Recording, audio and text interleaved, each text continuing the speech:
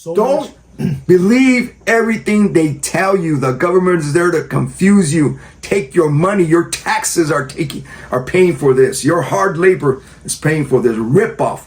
And they sit there like kings and, on their thrones giving us orders.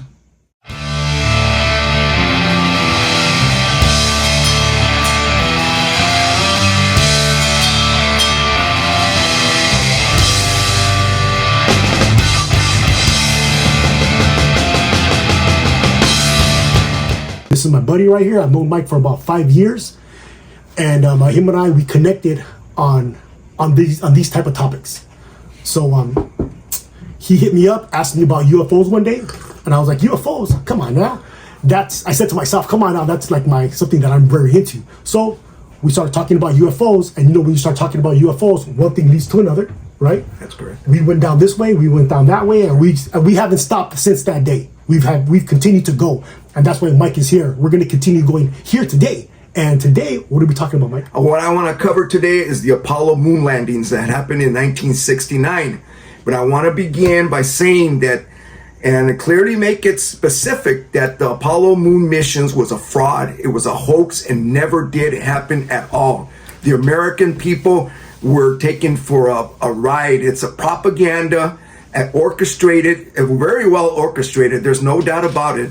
And it fooled everyone. And it has fooled everyone for 60 years. I cannot believe that there are still scientists who go along with this narrative that the U.S. government has portrayed to the American people about the U.S. moon landings. This is constantly, yearly being done, repetitions. You have the current astronauts who go along with this plan that is all a fraud and a fake. I want to expose it. That's what we're here to do, to expose this. And I want to begin by mentioning two individuals who never get covered. Their name is, they're two authors who have written 2 books, and there's more books out there, but people don't know about these books because they're censored. They never get played, but you can get them on Amazon. They are available. One of these books is right here in my hand. It's called NASA Moon America by Ralph Renee. NASA Moon America. NASA Moon. And it goes thoroughly explaining the reasons why it is impossible to land on the moon. Well, first of all, we don't even know if it's a moon, a satellite, whatever it is, a hologram. We have no idea, okay? That's how big the goddamn conspiracy is. And it's not a conspiracy. We're not the conspiracy nuts here. No. We're the people who ask the questions. The conspiracy is done by the U.S. government. The U.S. government conspires to keep us dumb, stupid, and idiot. They created the term. They created the term conspiracy theory or conspiracy theorists to make people like us seem like the black sheep. Like, oh, it's a conspiracy theory. Those guys over there, they're crazy. They're thinking something. They're thinking out of the box, which is what this is. They're thinking out of the box. They're going down the wrong road.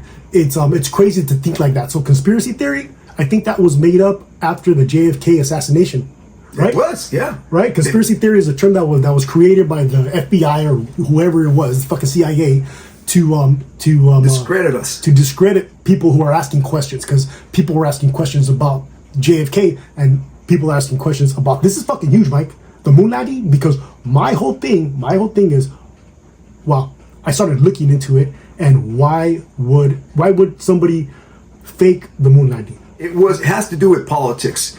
During that time, the Soviet Union was going out to space. Let me just be clear, you can go to low orbit around the, let's go. Yeah. When I said round, let's just stop there. That's a different show. Yeah. Or we can even get into that here if you like to. You know what I mean? I will, but later on, because it is difficult. I want you to break your imagination. I want you to break what you thought before in the past. If you want to learn something new, you got to break your belief system. That belief system keeps us down, keeps us believing in this mainstream reasoning about the whole universe. It's the brainwashing. It's the you were ingrained this since you were young when they talk to you about dinosaurs and they talk to you about all these other, historical things that occurred, which not necessarily occurred. So but that's another story. I want to go back to the moon landings, and I wanted to cover this thing about this one book, which was Ralph Renee, and there was another book by Bill Casey, titled "We Never Went to the Moon." Those gentlemen really go into the details and literally explain to you the technological impossibilities, because it was literally impossible. The technology did not exist at that time to go anywhere. Okay? And so they cover this thoroughly in their books. I want to clearly explain to you these books have that information, plus many more. Bill Casey came out early, right after the Apollo missions were done, and he was the first whistleblower to come out and write his book, and they literally censured him. Wow, there was other people who came out and they were murdered. Hey, so he was the first one, huh? What's his name? Bill Casey. Bill Casey. They killed it. We Never Went to the Moon. So he came out, wrote this book, We Never Went to the Moon, Yeah, right? We Never Went to the Moon. And okay. how, have you checked to see how the sales of that book are? No, I have not. I'm sorry, I have not seen check the sales. I'm gonna check that But out. believe me or not, mainstream media regards both these gentlemen as nuts and conspiracy theories. So right there, you're being discredited. Any scientist worth his salt, because supposedly they have these degrees that certifies them of their intelligence, and they will never stray from the mainstream. The mainstream regards the moon landing as one of their sacred cows, and they have to continue with this myth over and over again, because if the American people find out what the truth, it starts to break down everything else. It's a chain that's been broken, and you start seeing the fabric of falseness and corruption within our own government. It goes deep. So. Hey, what year? Not what year, but okay. So when was Apollo 11? What year was Apollo 11? Okay, I'm glad you asked that question, Myasis, because the establishment of Apollo program, There was more Apollos, right? There was a couple of Apollos. NASA, it was established in 1958. Okay. 2 years later or 3 years later, John F. Kennedy came and he gave his famous speech, "We will land on the moon within a decade." The space race actually was happening with the Soviet Union. The Soviet Union did go up to the low orbit, and they had these rockets who could send up these huge capsules, and they literally killed a lot of people, a lot of those Soviet Russians trying to explore space, and were burned and fried with radiation. So Russia sent manned spaceships. They did it for dogs. They did it with dogs. The dogs died. And they set humans up, and they died. What? Okay, so, but wasn't Russia successful in putting a man in outer space? No. They were never successful with that? Never. Russia realized that they could not do that. Okay. You see, there's a thing called the Van Allen belts. Yeah. There's these radiation belts. You cannot go over those radiation belts, and you cannot go to space. That's why the moon lies within the Earth. Right. And so, but we have not been able to reach the moon, and I don't know, the reason. So I did a little bit of research on this too, right? The reason why a moon mission or a moon landing would have been faked, right? And this is like the main. This is what they're telling us. The mainstream ideas of why there would be a fake moon landing. One is because of the space race with the USSR, right? And two is because we were involved in the Vietnam War around that time. And there was a lot of negative focus on the Vietnam War by the world and also by us here in the United States. So in order to take that negative spotlight off of the Vietnam War, they created the Apollo missions, right? And they created the Apollo moon landing, Apollo 11, and the moon landing was to bring the spotlight off of Vietnam and and onto the moon landing. Don't look here, look here instead, right? So those are the two. When I was Googling why would a moon landing be manufactured, those were the top two. Those were the top two that came up. It wasn't. Nobody really got into anything different than that. You know what I'm saying? Because there's a lot of other. The question is: the moon really real? Like you said earlier, is it a hologram? What is it? A satellite? What is it? What is fucking space real? You know what I'm saying? Like that's the questions that come along with the Apollo 11. And you know that this struggle between the Soviet Union and the United States The United States wanted to be the number one power, and they literally could not be second to Russia. No. And so this program, and it was a cash cow. They created the money to do this thing and literally fool the American public that we were going to the moon. They knew from the very beginning, after JF Kennedy's initial speech, that they could not land on the moon. They knew it. There was Apollo 1, Apollo 2, Apollo 3, until they got to Apollo 11. Hey, did we lose people up there? Not in space, because we never reached space. We lost people here who were trying to expose the fakery that was going on. We lost them here. There was a crew of 3 men, spacemen, who were trained to be astronauts. His name is Vigil Gus Grissom.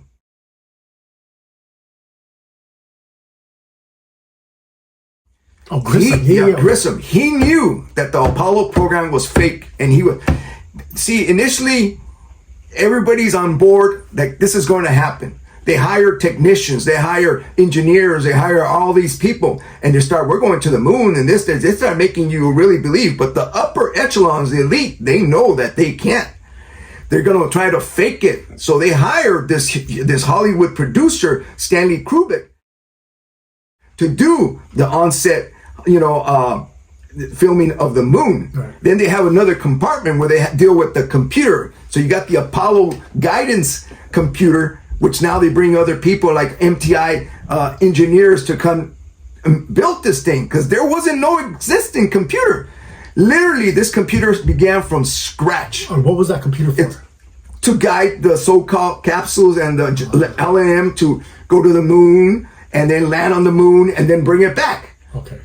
And it's amazing because prior to that, you had these computers that were huge. They took up a whole room. And that was IBM. IBM dealt with the first computers, right? So Apollo didn't go that way. The administrators of Apollo, they went and they got MIT, which is another science technology developing university, and they gave them a grant. You're going to do this, reduce this computer. And they came up what you call the Apollo guidance computer. Mm-hmm. It literally is the size of this. It's a box, a 1-inch box, okay? A 1-inch box, and it runs on 55 watts.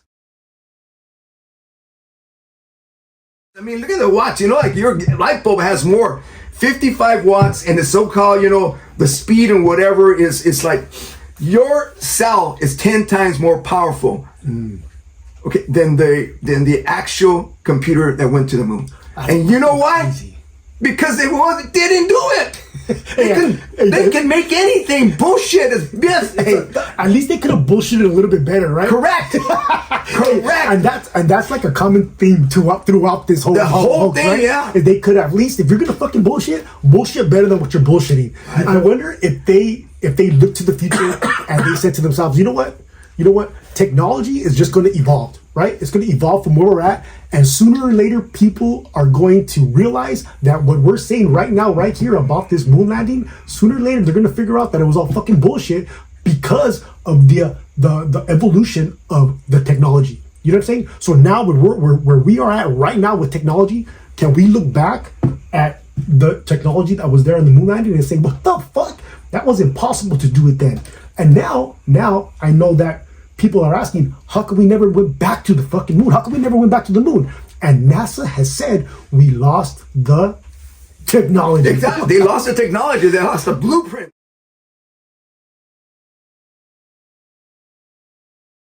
Lost the technology. They lost the blueprints. How in the F can you lose blueprints and stuff from this historic site? Yeah. From this historic event. I want to know who lost those blueprints. They'll never know. They were actually burnt. They didn't exist. They didn't exist.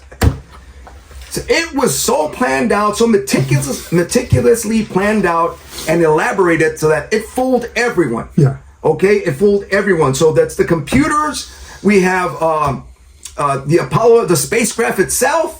Everything is just been a fraud. And you know what I'm tripping on, Mike? I'm tripping on what you said about Russia, man. How Russia? I didn't know this, dude. They sent manned ships up to space and lost a lot of them. Yes, they did. I didn't fucking know that, dude. Russia was experimenting early on.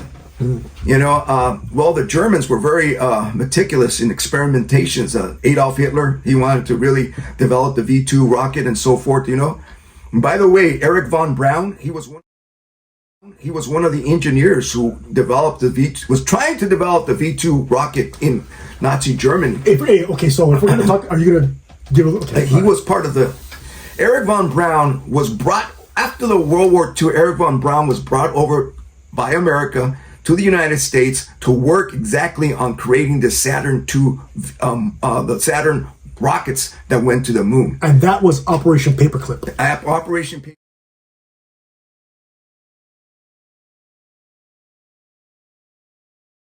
Operation Paperclip. Thank you. And you can read that if you want to. And, you know, I personally think they brought him over to just like make it and fake it. Because, you know, he was already developing these rockets that can fly high and everything. But he knew in his heart that he could not. He said, okay, you're going to pay me this much money. They actually made him a hero when he was a SS Gestapo. Okay, they made him a hero. He's on. You can see pictures of him on Walt Disney's. You can see pictures of him next to John F. Kennedy. I can't believe here's a Nazi German. We're hunting for Nazi colonels and lieutenants all over the world, and here's one right in front on television. Nobody does nothing. That's how hypocritical the United States government is. There's a Nazi. He's got the SS. You can see pictures of him next to Hitler, and he's wearing his SS uniform.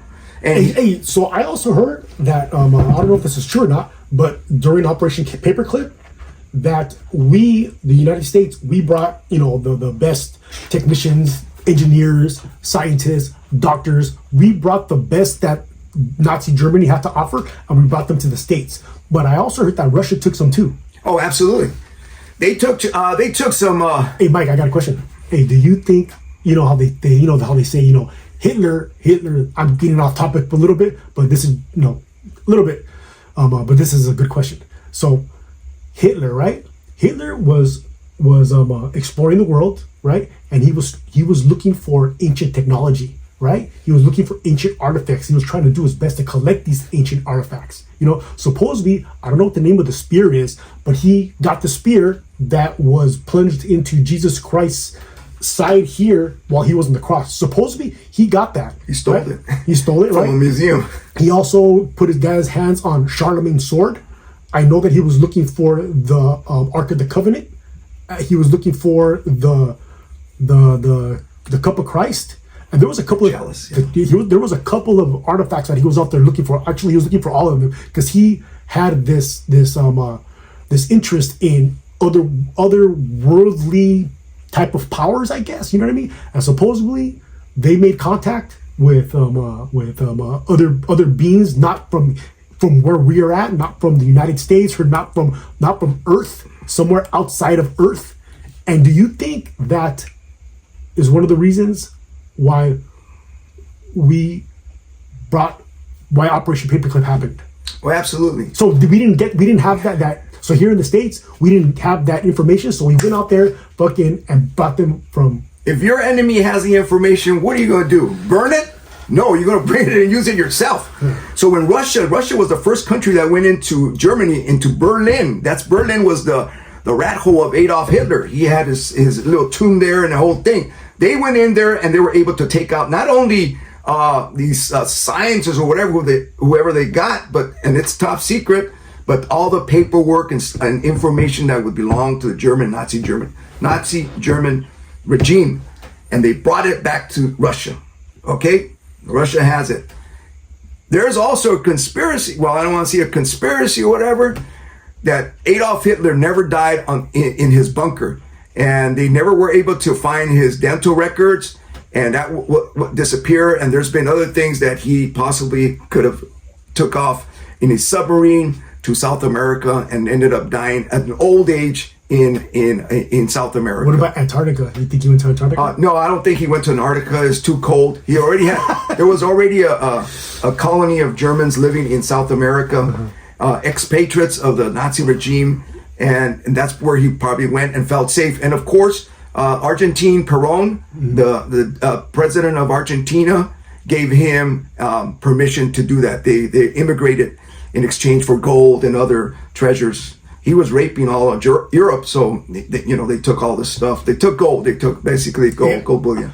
I've been doing some research on Hitler too. Yeah. We'll talk about that research about World War II and alternative history of World War II. We'll talk about that later. Yes. But hey, let's see what's up with this. Yeah. Well, okay. I brought this here. This is a sample, a replica of the moon. This is the only part that we see because the moon really doesn't rotate, and it's fixed. And you have Earth here, and it's fixed, and this is the side we only see. So this is where the Apollo 11 landed, right here on the Sea of Tranquility. The Sea of Tranquility, this would be the Sea of Tranquility. This is where allegedly landed, okay? And they had mapped this out and stuff like that. So this is where allegedly it landed.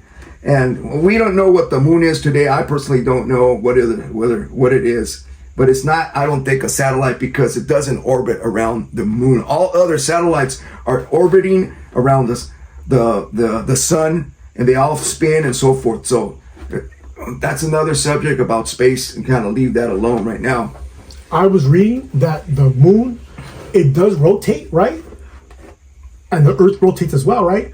But the moon rotates in a way that it keeps up with the rotation of the Earth. That's why we never see the dark side of the moon, which sounds like fucking bullshit to me. Because every other moon on every other planet doesn't follow that pattern. The moon is the only satellite, or our moon is the only moon in the solar system that follows its own type of path. Every other moon, they have similarities with each other with the way they rotate around their planet, and they're a lot smaller too. The moon, compared to the Earth, is bigger than any other moon. The moon, compared to any other moon, is the only one that has its own weird type of rotation around orbit around its own weird rotation and its own weird orbit around the Earth. So there's a lot of weird things going on with the moon. So thank you, Maestros, for that point. But I do want to go back to the early part of the program for Apollo, and everything was compartmentized, so you don't necessarily know what is going on in the other departments. You have the constructions of the rockets, you have the construction of the computer, and you have specialists working on all these things. And then of course you have Stanley Kubrick, who was filming the moon landing itself. The stage. So prior to that, you had these astronauts who were Gus Grissom and his crew, who were actually murdered because it's hard to believe that you go to these extremes and you have the government dishing out all this money, and they know they're going to fake this moon, and you can't have whistleblowers telling, especially whistleblowers who are working within the government, astronauts telling you, hey, this is not possible. Right. Gus Grissom even put a lemon on top of the capsule, an actual lemon, to say, hey, this thing ain't never gonna fly. And he was recorded saying, while he was being in one of the test capsules with his fellows, he was saying, hey guys, it was recorded, hey guys, I can't hear you guys from the control center in Houston, and he's here on Earth. I can't hear you guys. It was static and everything. And he says, how is it possible that we can't hear you here on Earth and we're supposed to hear you on the moon? Right. That's how terrible the communication was, and he was he literally realized all this from early time on. And there was a test that was conducted of a capsule that never was going to go to space. His crewmen came into that capsule, and they were always testing with oxygen. Many explosions occur with oxygen and pressure. Pure oxygen lights up really fast. So and just to come down really quick on this, he walks into the capsule with his 3 partners, all dressed up for a so-called simulation flight, and they're locked in, everything. And this thing, you can't even, the locks are from the outside. You cannot open it from the inside. Wait, the locks to the moon cap, to the capsule, the little capsule on top, are from the outside. So they're locked in there, and they're locked in there. They really can't get out anywhere from themselves inside. And then they're strapped down, right? Really strapped down. So, I mean, they're really going to do this thing for the moon. And then, of course, they pump in all this oxygen, which is pure oxygen, and then raise up the pressure. And then this creates like an explosive little bomb. And any spark can set it off. I mean, literally, you just go like that touch, a wire, anything. It's like even a rag that's sitting there, to clean up or anything could just explode. So that's what happened. They were strapped in, they were testing, they were going, and as soon as they were testing all the little knobs and everything, there was a little spark. That little spark just ignited the capsule. Boom! And there was people in it? 3 people, alive people, and they died instantly. Within seconds, they were burned. Were these 3, okay, was Grissom one of them? Grissom was one. His family, to this day, his children, everything, they blamed NASA. They blamed them as murders. It was a hit. It was a hit. It was definitely a hit. It was a hit. Not only that, there was a gentleman by the name of Thomas Barron, who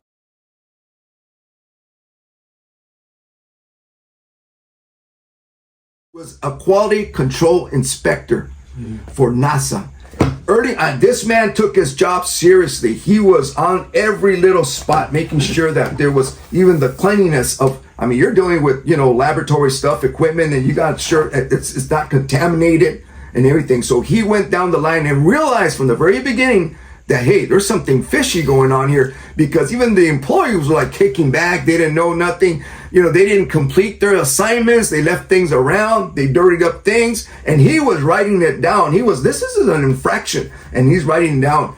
And he could not believe it. Then he starts hearing stories from other people, and he starts writing down. They're sending messages and everything, and this doesn't add up.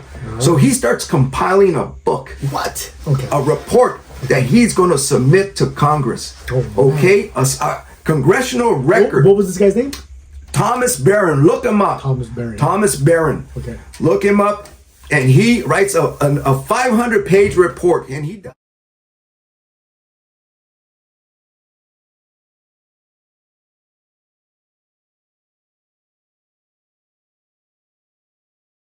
And he does a preliminary interview with, and it's recorded, with a congressman, and he reports on all the mistakes that were being done on the floor where the manufacturing was going on. These rockets were going on. So he made a list, boom, boom, boom, boom, boom, boom, boom, and wrote a huge report, 500 report. Wow. He presented that report to Congress. Initially, he had an interview with one of these congressmen, and it reported.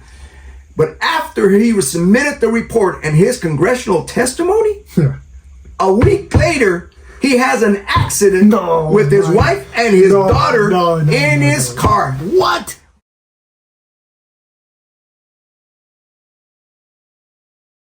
And supposedly he was trying to run a train, to outbeat a train. With his family. With his family in there, a little girl like me, less than 5 years old. He tries to, outbeat the train, and he dies instantly, and the whole family's dead. So 3 astronauts, right? Okay, 3 astronauts. Grissom was one of them, and Grissom was trying to kind of expose a little bit that this aircraft was never this capsule was never gonna be able to get off the ground. He put a lemon on top of it.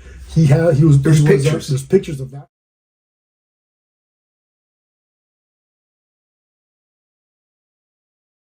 He was demonstrating how they couldn't communicate with each other from inside of the capsule and outside of the capsule. And he said, if we can't hear each other here on Earth, how are we going to hear each other from the Earth to the moon, right? Okay, the other 2 astronauts that were with him, I wonder if they had their doubts as well, right? Or I wonder if they possibly did, because they were friends. When you work with each other, it's like you and I, we work with each other, you develop a friendship, and you start talking, you talk about all the politics that goes on in the job. So those 3 got whacked. Yeah, right? they got whacked. Thomas Barnum? Thomas Barron. Thomas Barron. This book covers that, his name, and Thomas Barron. You can see that, and also this Bill Casey's his book. They're there. And I wanted to say something about that. Oh, by the way, his report, his 500-page report, unbelievably, but it gets lost. It gets lost. They can't never find it. Yeah, they can't find it. Hold on, I gotta write this shit down. Hold on. Thomas Barron. Congressional report went missing. They could not find it. It was already submitted to Congress, yet they couldn't find it. And a week later, he has an accident. So his report went missing, right? Correct. The 500-page report has never been found. Also, the records of the Apollo 11 mission went missing. Yeah. The actual the layout, the printouts blueprints went missing. You would think that these blueprints would be available to replicate everything that we've done, and we would have been back to the moon again. But no, we didn't, right? 60 years later, I mean, we can't do shit. Excuse me. No, it's okay. You can say whatever you want. You say whatever you want. Okay, so what I was getting to when I talked about the 3 astronauts that died in the capsule, right? And then Barron also died with his 3 families. So that's with his son and his wife. So that's already 6 people who got whacked over this fucking Apollo mission, man. Correct. And that's to keep them shut. Correct. And there was other astronauts who died prior to the Apollo first, and they died so-called accidents, with experimentation. Accidents. Yeah. We need to fucking run a body count. But you have to understand that these were test pilots. Prior to being an astronaut, they were test pilots. And as a test pilot, you took a risk testing out these new aviation airplanes that came on. So they were accustomed to, getting into these machines and trying them out. So being an astronaut wasn't anything new. But when you're trying to develop a program, a space program, within less than, think about it, John F. Kennedy's speech was in 62, and 69 we landed. That's 7 years. 7 years of development. You can't go anywhere in 7 years. Nah. Of course people are gonna fucking die. and then they did it on the first try. Going to the moon, that is impossible. You don't do anything the first try. Try to shoot your gun in the first time. Hit a bullseye, right? Anything. It literally open your minds and think. Nothing happens the first time. There's always, even Alexander Bell, who developed the light bulb, took like 1,000 times experiments to come up with the light bulb or something. I don't know who he was, but that's how it is, and they did it on the first try. Do me a favor, get yourself these books, Bill Casey's We Never Went to the Moon, and there's other books available, and there's a lot of video on YouTube. Thank God for TikTok, because TikTok is now coming out with a lot of information.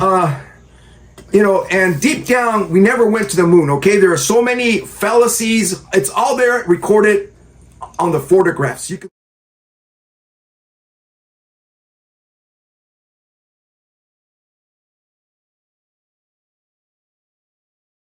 see the double shadows, meaning that there was various lightings that were coming on the set itself. There was no when the lunar lander landed on the moon, there was no crater created. No dust. No dust on the wheels. Nothing. They literally could not even. If you were really out into.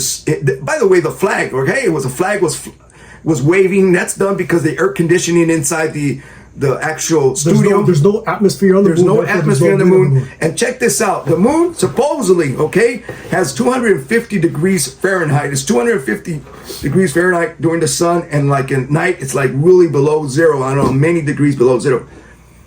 And Bill Casey covers this. This flag was made out of nylon. Take any kind of nylon cloth, put it into your oven at 250 degrees and see what happens. That nylon cloth is going to evaporate. It's going to burn like hell. But supposedly, this flag is still sitting there on the moon 60 years later with this so-called sonar that is beaming back up not messages, like a beep beep, where they know these scientists, astronomers are they can somehow gauge that these beepers are that is still working there, because they had now able to get this information 60 years later. All right. Hey, so check this out. So I was looking at proof of a manufactured moon landing, and this is what I found. Okay, so when they were showing pictures, that they took on the moon, right? Correct. And on your camera, you have crosshairs, right? You have crosshairs on the camera, and you take a picture, and the picture that you take, the crosshairs are in front of the camera. Okay. Correct. In some of these pictures, the crosshair is behind the picture that they took, which means that the picture was placed on top of these crosshairs.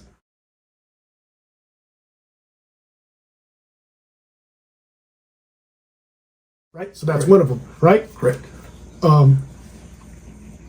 Competing shadows, multiple light sources. So if the moon is right here, the sun is right here, right? And the moon is right here, and you have light that's coming, shining on the moon from this one area, right?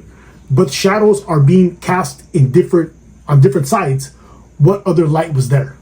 Right? Absolutely. That's another one. You can see that clearly on the pictures. Van Allen radiation belt. No one can survive crossing that Van Allen belt, and in order to get to the moon, you need to cross that Van Allen belt. That's what you're talking about. Correct.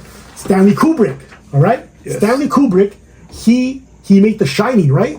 How about this, Mike? He made the movie The Shining, right? And supposedly in the movie The Shining, he puts clues in his movie that he's trying to get across and let us know that the moon landing was fake, and that he helped with the recording of the moon landing.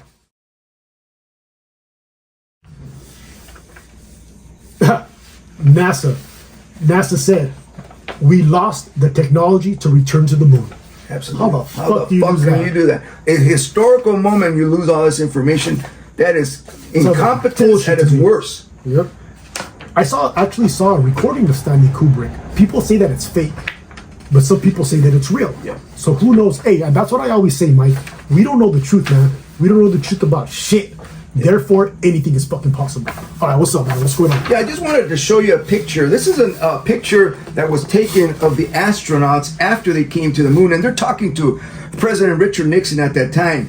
Do these gentlemen have a smile on their face? Fuck no. They realized that they were pawns in this little facade that was going on, and they had no smile or anything. That this man that actually went to lower space, he does, and he's being and he's smiling away when the president's meeting him, and he's greeting him and putting some kind of medal. But not these people. And throughout the whole life of Neil Armstrong, he never wanted to be presented. He never wanted any public publicity or anything. And when he died, he gave a very special meaning as to the half-truths.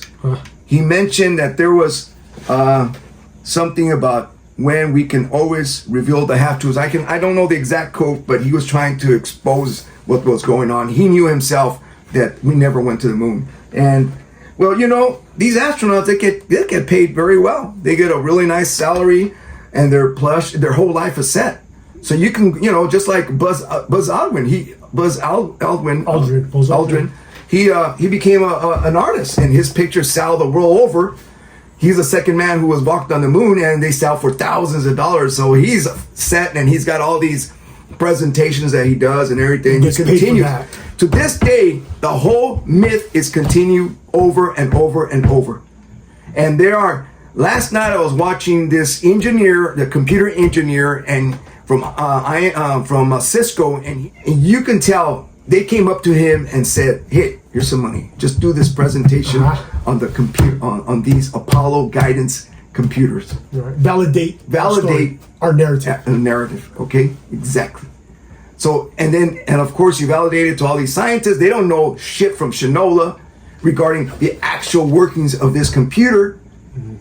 And they all believe it. They take it in. I mean, what was it, a 55-watt computer? A 55 watts. That's what it took to require. MIT. Everything is so false. The suits in a vacuum would just be like a blimp, but yet they can move in them. They're flexible. Everything. It totally is a flux. If you look at the film, of the pictures and the film itself, and you have someone that is knowledgeable, they can point out all these little things, all these intricacies that are false and fake.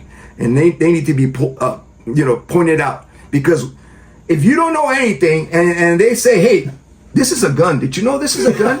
and it fires a 35 millimeter weapon and everything. I'm a weapon specialist. I got all my degrees and everything on weaponry. And you're just like this guy. You never held a gun in your life and everything. Yeah, you're gonna believe it. You're gonna believe it. Your man says this is a weapon. This is a gun. You better be very careful, okay? Because it has this. You know, you can fool people. It's easy to fool people. And once they're being fooled, try to take that away from them. Right. They'll hold on to that thing and like they're dogs. Oh, no. We went to the moon. We landed on the moon. Definitely. I was there. I saw it. I went to the Cape Canaverals. They shot them up there. By the way, we don't really know if they were there in the capsule or not. Right. Okay? They went up to up space. Then it came down. That was all cuffed up. We don't know anything. All we know is what there's pieces. We only know what they tell us, what they allow us to know. Yeah. Right? So, all right, so. But there's one point. I once met a gentleman who was on an aircraft. He was 18 years old. He was on one of the aircrafts that was out there when one of the capsules came and splashed down. And Bill Casey covers it that this spacecraft, had it come from space and gone through all this orbit, had gone through the orbit of the atmosphere of the Earth, it would have been red hot. And it's an entry, right? But when it splashed down into water, there was no steam. And this gentleman, whom I met personally, told me, "Hey, Mike, I saw that there was no steam. The capsule just landed in the water." Had the capsule really actually went to space and entered the atmosphere, it would have been red hot. Your eyes, your hearing, your five visions can tell you the truth, but they won't. Your mind will lie to you. Your mind will tell you something else, but it's there. It's in plain sight. It's like in 9/11. Oh, I'm sorry, 9/11. We'll talk about 9/11 too. Plain sight, but people can't see it. So the moon landing is all a fraud. It's all in details. You can get all this information on these books, and there's more. You can do videos on YouTube now. I'm sorry, there's videos on TikTok. Ralph Renee, and Bill Casey. By the way, that's supposedly live communication between Richard Nixon and the astronauts while they were on the moon. That's all fake and phony. You cannot get radio broadcast or whatever from that distance all across the United States. And, it's everything is a fraud. All I can say is to the audience out there is do the research. Don't let no one tell you nothing. Do the research. Constantly search and ask questions because it's all there. Hey, all this is fucking deep, Mike. It's all deep. And it's all deep for a reason. You know what I'm saying? It's all deep so that we can never find the beginning of it. Because this whole not giving us the truth about anything, hey man, this had to be a plan that went back how far? You know what I mean? How far did this go back? It either went back very far or it just happened recently. Oh. And somehow they fucking wiped our minds. You know what I'm saying? Like, I don't know, man. I don't know. It blows my mind. The control has been going on for a long time, and believe me, it's the only way you maintain slaves and people are working for meager salaries and slave work, or it's because the elite are in control, and the elite will live in palaces and palatial places, and while people are dying of hunger and starvation right next to them, they don't care. They don't want. I mean, what else do saying? Jesus came out preaching love and Christianity and sharing with others, and nobody really does that. I mean, Satan has us confused that you can go out there and do your own thing and become so-called rich and famous and the whole thing, and you're just your God has been gold and treasure and stuff like that, and you forget about the compassion and sincerity and honesty and all the other stuff, and it's unfortunate. We lose track, and it's not me. The elite, the Illuminati, the Masonic, the people who are in control, and you can go in deeper and say that they're not even human, and that's another stage. They're not even human, literally. Hey, they could. Bill Gates, is Bill Gates human? And that's another subject. Hey, my God, hey, you have anything else that you want to add about this moon landing, man? No, I just there's a lot more, and I'm just about gave you an introduction of the moon landing and some other stuff. But all the photographs, you can see that there are so many discrepancies in these photographs. It's totally when someone explains to you about the photograph itself, you can see it.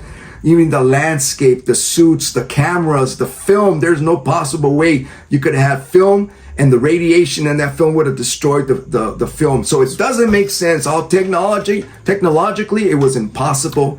And everything they tell you, if you realize it about the way it was done, it cannot be done. And Ralph Renee even uses a blower, an ordinary string garden blower, to demonstrate the power of thrust and the power that the so-called modulo had when landing on the moon. It would have left a huge crater, and it did not even do a scratch. What? And he has a garden power blower and left a hole in the dirt when he was using it. Because when the module is landing, right, it has rockets that it's shooting out, right? It's shooting rockets out from the bottom to to level it off, right? And so that it doesn't poof, right? So those rockets, that thrust from those rockets didn't create no hole, no dust, nothing. And the footprints, come on, give me a break. The footprints that the so-called Neil Armstrong and Buzz Aldrin left on the Earth, they're crisp. They're like, they hold their shape. If you go to the sand at a beach and think about it, the moon is like 250 degrees in broad daylight. That's dry. That sand would have had no moisture in it to withstand that footprint, and yet those footprints looks like they were on the beach. I've seen pictures. Supposedly that footprint is still there. Yeah, they're still there. Yeah, because give me a break. And you know what? If you're on the moon, you see all those craters and those little things. There'll be miniature little rocks flying all over the place, and they would puncture your suit, and you would die instantly. And these guys were like, floating around, having such a good time. You see pictures of them on the rover, and that is impossible. Hey, there is so much. Don't believe everything they tell you. The government is there to confuse you. Take your money. Your taxes are paying for this. Your hard labor is paying for this ripoff. And they sit there like kings and on their thrones giving us orders. Fuck. Hey, there's so much doubt that surrounds the moon landing. So much doubt, man. Apollo 11, the moon landing, is just another attempt to maintain control over us. And this is culturally, if you think about it, yeah, we went to the moon. And who doesn't believe in the moon? You got telescopes pointing at the moon and stuff like that. All the merchandise that's been sold throughout all these years on the Apollo moon landing. Look at this. I'm gonna leave this as a gift to you. Oh, thanks, Mike. Oh, right on. It's a gift. Mine? Yes, it looks like a satellite. Think about it. Look, here's the moon. Here's the flying saucer. Fuck, that's right. I like that, man. This is a gift to you guys. Thanks, Mike. For our first intermeeting. Thanks, Mike. Yeah. Hey, so like, how deep does it go in order to keep the hoax alive? How many people are involved, dude?